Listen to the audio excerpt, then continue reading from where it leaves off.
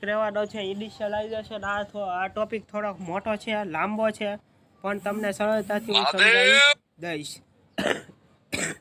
તો ઇનહેરિટન્સની અંદર આપણે જોઈએ તો acquiring the properties of one class into another class is cold inheritance.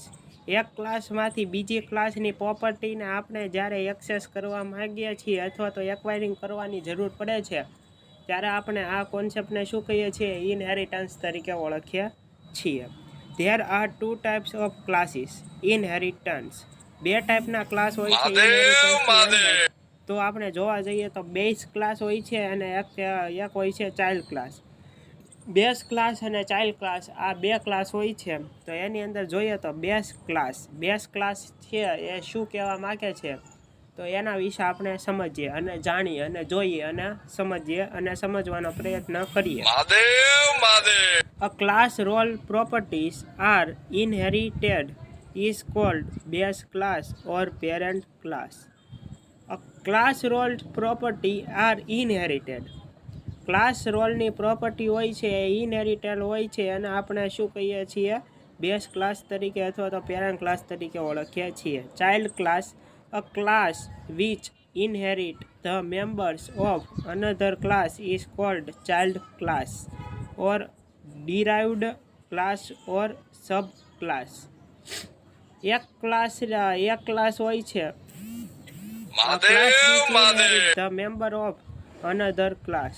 Class છે એ ઇનહેરિટ થાય છે અને મેમ્બર હોય છે બીજા ક્લાસની અંદર પણ એક્સેસ થઈ શકે છે અથવા તો જઈ શકે છે. આને આપણે શું કહીએ છીએ? ચાઇલ્ડ ક્લાસ તરીકે ઓળખીએ છીએ.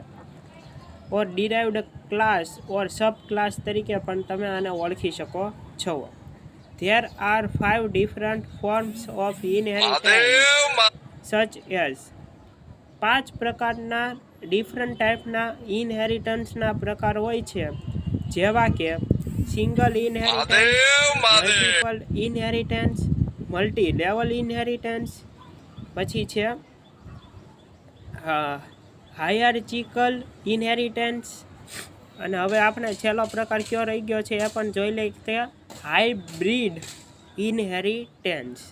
સિંગલ ઇનહેરિટન્સની અંદર જોઈએ તો આપણે inheritance where only single parent and only single child class is called single inheritance. Single inheritance કોને કહીએ છીએ? જેની અંદર એક ચાઇલ્ડ ક્લાસ હોય છે અને એક પેરેન્ટ ક્લાસ હોય છે. એક જ ચાઇલ્ડ ક્લાસ અને એક જ પેરેન્ટ ક્લાસ હોય છે તેને આપણે ઇનહેરિટન્સ તરીકે ઓળખીએ છીએ. એની અંદર આપણે એક્ઝામ્પલ જોઈએ તો પેરેન્ટ અને ચાઇલ્ડ ક્લાસ. મલ્ટિપલ ઇનહેરિટન્સની અંદર જોઈએ તો acquiring the property for 2 different classes into a single child class is called multiple inheritance. Multiple ઇનહેરિટન્સની અંદર શું કહેવામાં આવ્યા છે? Acquiring the property for 2 different classes. આની અંદર પ્રોપર્ટીના આધારે 2 ડિફરન્ટ ક્લાસ હોય છે into a single child class. એક સિંગલ ચાઇલ્ડ ક્લાસ હોય છે ઇઝ કોલ્ડ મલ્ટી ઇનહેરિટન્સ. એને આપણે મલ્ટી ઇનહેરિટન્સ તરીકે ઓળખીએ છીએ. ફાધર, મધર અને ચાઇલ્ડ બે છે એ પેરેન્ટ ક્લાસ હોય છે અને એક છે એ ચાઇલ્ડ ક્લાસ હોય છે. 2 પેરેન્ટ ક્લાસ, એક ચાઇલ્ડ ક્લાસ. પછી આપણે જોઈએ તો multi level is a process of deriving a class from another derived class. એક ડિરાઇવેડ ક્લાસમાંથી એક બીજો અધર ડિરાઇવેડ ક્લાસ હોય છે એને આપણે મલ્ટી લેવલ ક્લાસ તરીકે ઓળખીએ છીએ. મલ્ટી લેવલ ઇનહેરિટન્સ તરીકે ઓળખીએ છીએ. આની અંદર 2 પેરેન્ટ ક્લાસ જેવું જ તે તમને લાગશે. એટલે કે ગ્રાન્ડફાધર હોય છે, ફાધર છે, આપણો પેરેન્ટ ક્લાસ છે અને ચાઇલ્ડ ક્લાસ હોય છે.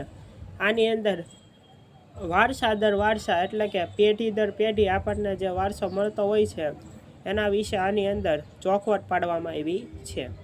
ચોથું જોઈએ તો an inheritance which contains only single parent class and other than one derived class is called hierarchical inheritance. આની અંદર એક પેરેન્ટ ક્લાસ હોય છે પણ ચાઇલ્ડ ક્લાસ એના બે અથવા તો બે કરતાં વધારે હોઈ શકે છે, જેને આપણે હાયરાર્ચિકલ ઇનહેરિટન્સ તરીકે ઓળખીએ છીએ. બીજું એક્ઝામ્પલ છે આનું પેરેન્ટ અને બે ચાઇલ્ડ ક્લાસ. પાંચમું છે hybrid inheritance. Inheritance which is combination of more than one form of inheritance is called hybrid or multipath or diamond shape inheritance. આની અંદર ડાયમંડ શેપ જેવો એક combining more than one form of inheritance is called hybrid or multi-level or diamond shape inheritance. આની અંદર એક કરતાં વધારે class હોય છે, કમ્બાઇનિંગ હોય છે ઇનહેરિટન્સના ફોર્મમાં, તેને આપણે અથવા તો તેનો શેપ ડાયમંડ જેવો હોય છે, એને આપણે હાઇબ્રિડ ઇનહેરિટન્સ તરીકે ઓળખીએ છીએ. એ, બી અને ડી, એ, સી અને ડી આ જોવો ડાયમંડ જેવો શેપ બનાવે છે. આપણે એક જગ્યાએ જવાનું હોય છે પણ તે જગ્યાએ જવાના ડિફરન્ટ રસ્તાઓ હોય છે. એ ઉદાહરણ તમે આની અંદર લઈ શકો છો. તો આપણે આયા સુધી રાખીએ. Thank you. મહાદેવ.